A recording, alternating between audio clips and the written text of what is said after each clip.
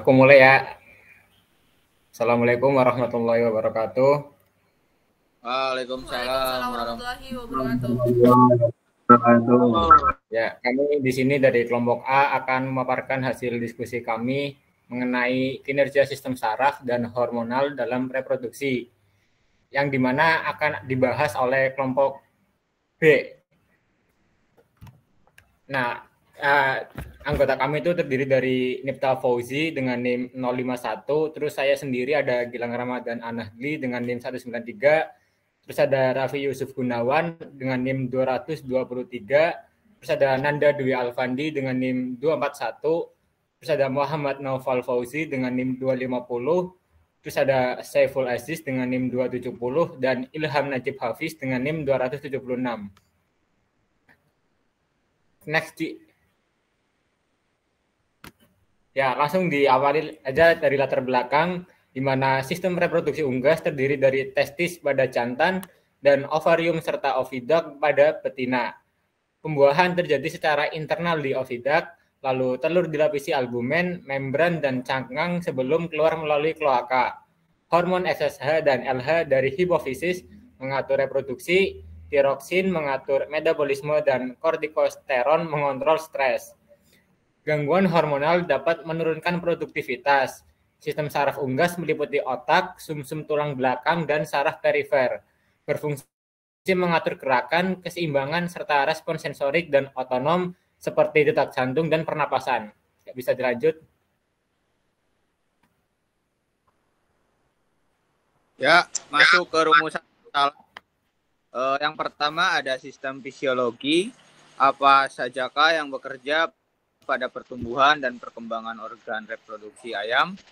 Yang kedua, mengapa ayam pada peternak A bobot bedanya lebih rendah dibandingkan dengan ayam pada peternak B? Yang ketiga, mengapa ayam pada peternak B pada umur 18 minggu sudah bertelur, sedangkan ayam pada peternak A belum bertelur? Dan yang terakhir, jelaskan interaksi antar sistem saraf hormonal pada ayam dari bagaimana pengaruh terhadap dewasa kelamin atau umur bertelur pada ayam.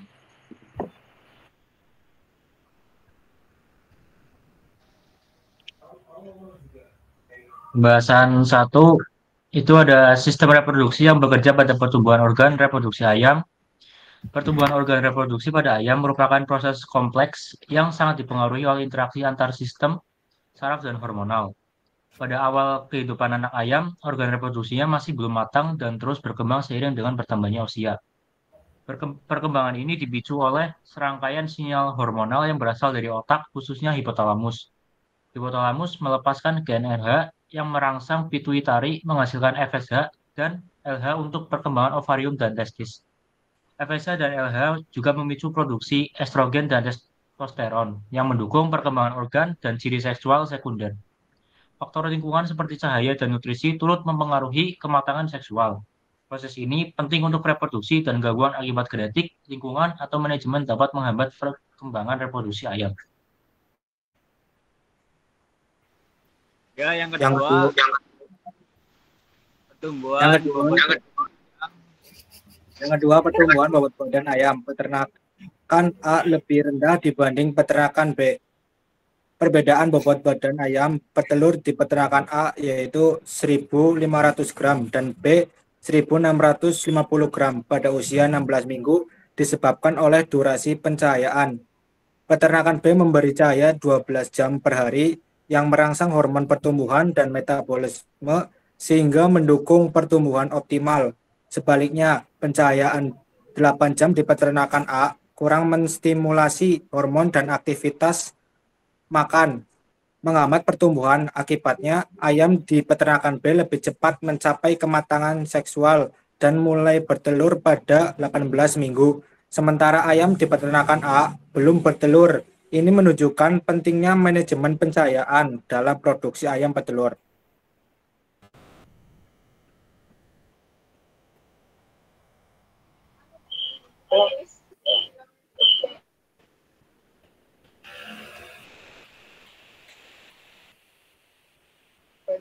Yang ketiga ada umur 18 minggu ayam di peternakan B sudah bertelur, sedangkan di peternakan A belum.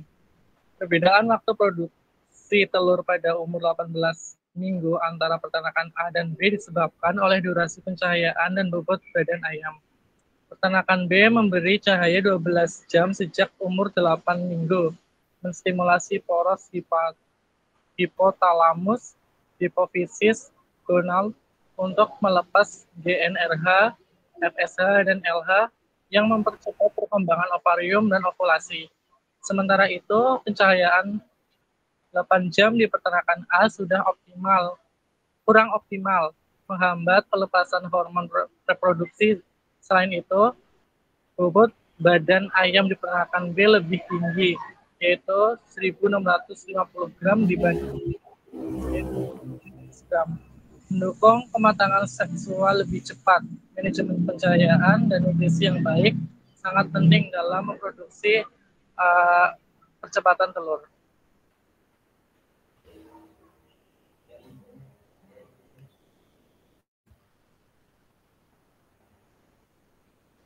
Selanjutnya yang keempat, interaksi antar sistem syaraf hormonal pada ayam dan bagaimana pengaruh terhadap dewasa kelamin atau umur bertelur pada ayam.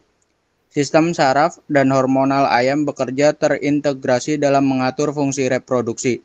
Hipotalamus menerima rangsangan lingkungan seperti cahaya dan status nutrisi, lalu melepaskan GnRH yang merangsang hipofisis menghasilkan FSH dan LH.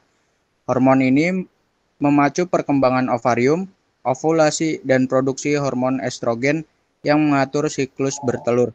Panjang cahaya hari memengaruhi sinyal syaraf ke hipotalamus sehingga mempercepat kematangan seksual. Faktor genetik, nutrisi, dan pencahayaan sangat memengaruhi umur awal bertelur dan produktivitas ayam.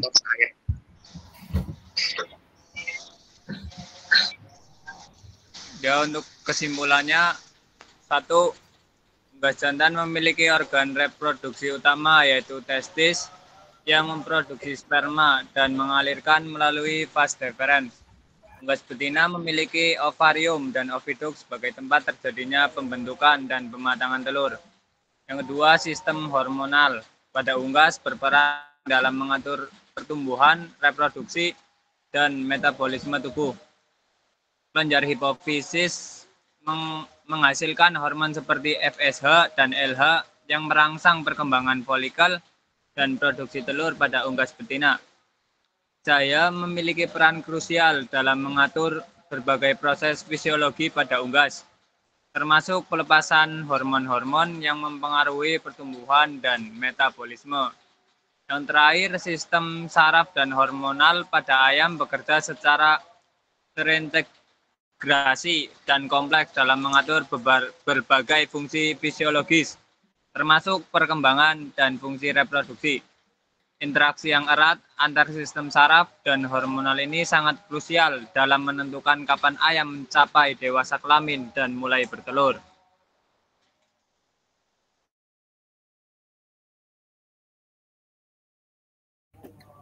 Oke, mungkin sekian pemaparan dari kelompok kami, dan barangkali ada yang mau bertanya bisa langsung aja ditanyakan.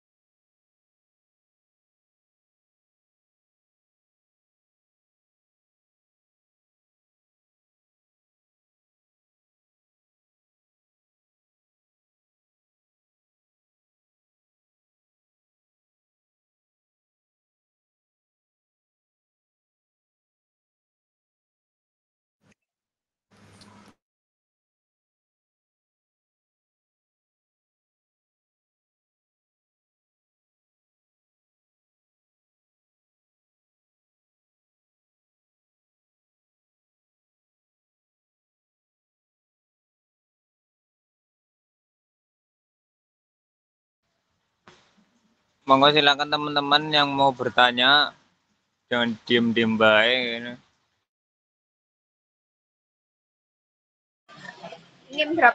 Mas boleh geser ke slide yang pembahasan nomor 2 enggak? Nah, itu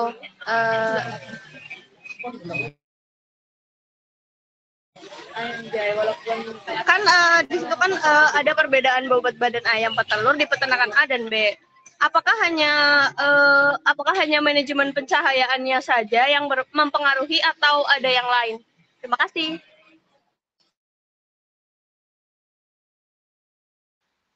Oke, Mbak Lisa, kami tampung dulu ya. Yang lain bisa tambah lagi.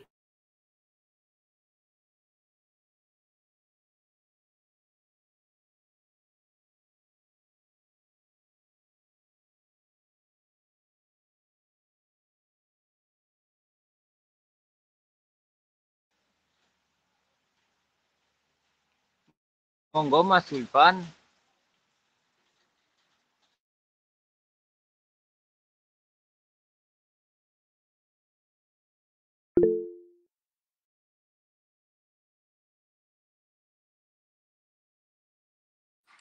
Halo Mas Najib, izin bertanya Mas.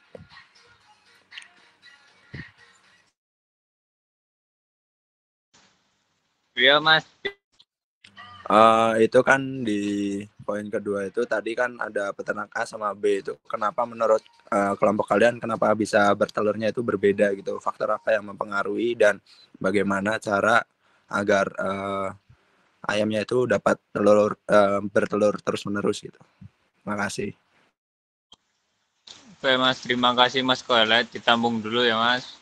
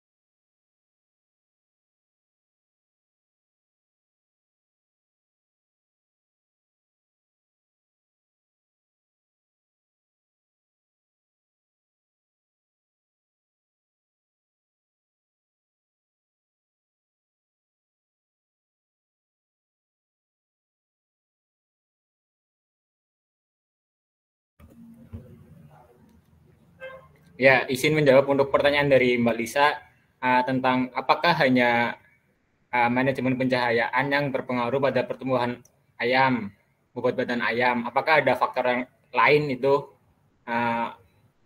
Sebenarnya ada Mbak, ada faktor lainnya itu seperti nutrisi pakannya, terus ada kesehatan dari ayamnya sendiri, terus ada manajemen perkandangan, serta genetik atau strain dari ayam tersebut, maupun manajemen pemberian ketika jadwal makan dan jadwal minum.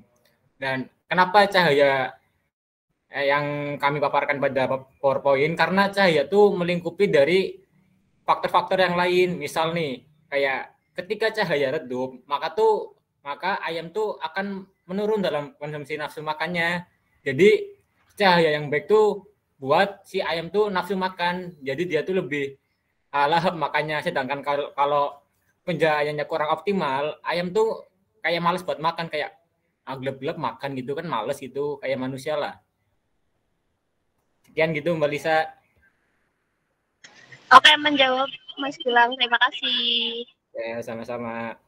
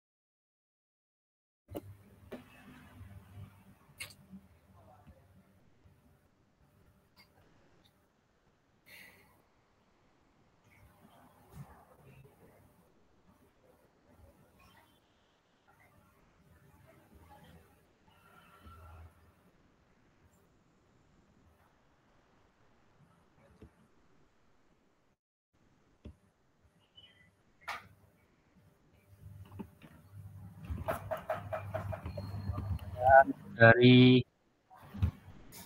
ini ya. Ini yang faktor yang mempengaruhi perbedaan proses pengeluaran dan apakah ada faktor lain yang mampu mempengaruhi proses telur setiap hari.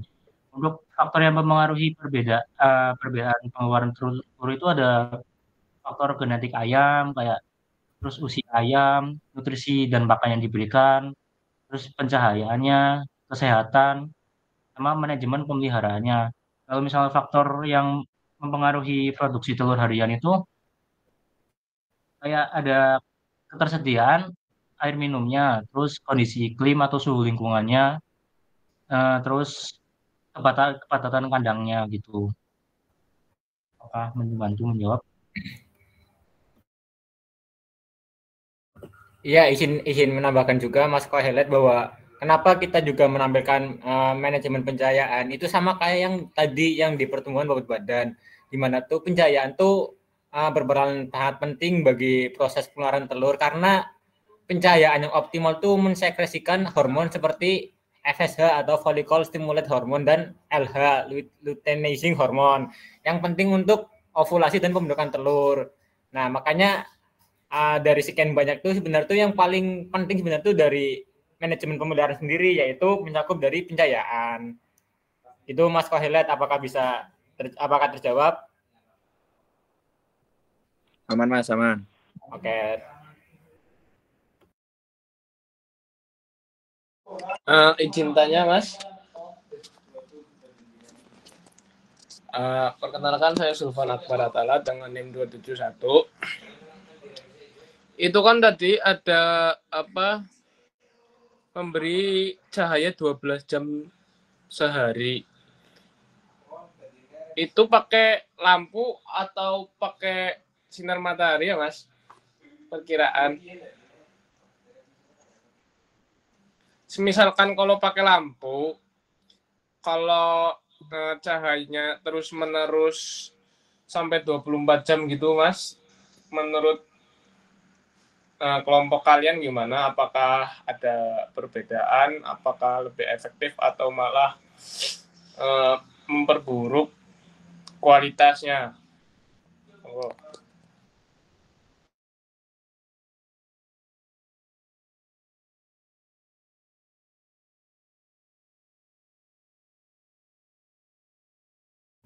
Oke, Mas Mulet, kami diskusikan terlebih dahulu ya. Ya, Mas.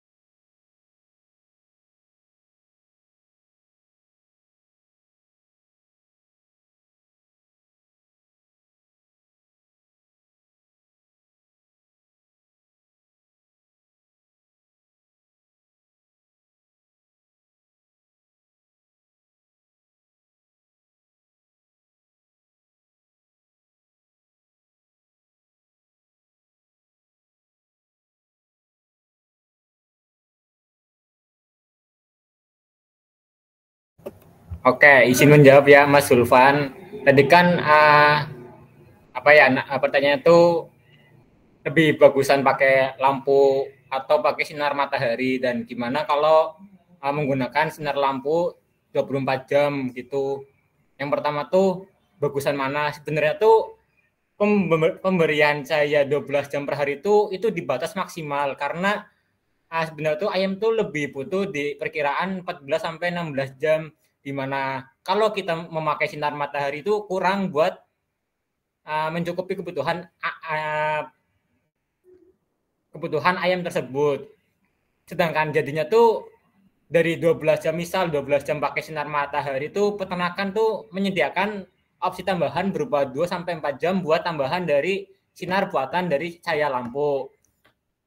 Nah, sebenarnya tuh sama aja, misalnya tuh pakai lampunya tuh yang mirip dengan matahari, yaitu lampu pijar yang memiliki spektrum cahaya mendekati sinar matahari, terutama tuh warna merah dan kuning. Dan gimana kalau 24 jam dengan penyinaran sinar lampu itu kurang bagus, Mas. Kenapa kurang bagus? Karena tadi dikatakan bahwa ayam tuh pemberian cahayanya tuh yang optimal tuh 14 sampai 16 jam, maksimalnya tuh 12 jam. Jadi 24 jam tuh kalau di nalar tuh nggak masuk ya Mas ya. Gimana ayam mau tidur atau gimana tuh nggak bisa. Jadinya kurang efektif dan buat pemborosan dana juga karena memakan listrik yang lumayan banyak. Itu Mas Zulfan, terjawab nggak? Siap Mas, terima kasih, sangat terjawab. Oke Mas, terima kasih juga. Oke, mungkin sekian presentasi dari kelompok kami, yaitu kelompok A. Kurang lebihnya mohon maaf. Wassalamualaikum warahmatullahi wabarakatuh. Assalamualaikum warahmatullahi wabarakatuh.